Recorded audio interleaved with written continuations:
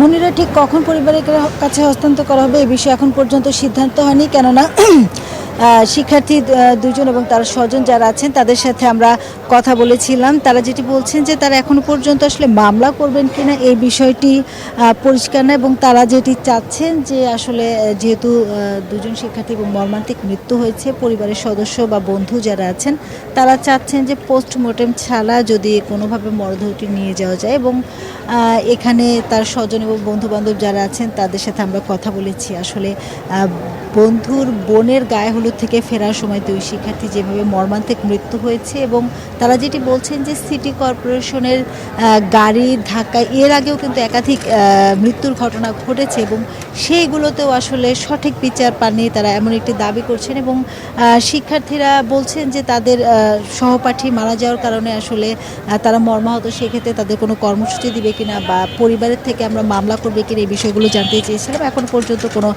সিদ্ধান্ত হয়নি, তবে পুলিশ সেই যে ময়লার গাড়ি সেই গাড়িটিকে জব্দ করেছে এইটুকু পর্যন্ত আমরা জানতে পেরেছি। এছাড়া এখানে মরদেহ নিয়ে যারা এসেছেন বা যে পুলিশ সদস্য যারা এসেছেন তাদের সাথে আমরা কথা বলতে চেয়েছিলাম, তারা আসলে গণমাধ্যমে কোনো বক্তব্য দেননি। তারা আসলে মরদেহটি রেখে ঢাকা মেডিকেলে রেখে চলে গেছেন। এখনও দুইজনের মরদেহ ঢাকা মেডিকেলের যে ইমার্জেন্সি সেই ইমার্জেন্সির মর্গে আছে। পরবর্তীতে হয়তোবা যদি কোনো সিদ্ধান্ত আসে বা তাদেরকে পোস্টমর্টম ছাড়া নেয়ার যে আবেদনটি করছে পরিবার, সেই সিদ্ধান্তটি দিলে হয়তো বা সেই বিষয়টি জানানো যাবে। তো মনির, এই ছিল আমার কাছে সবশেষ তথ্য।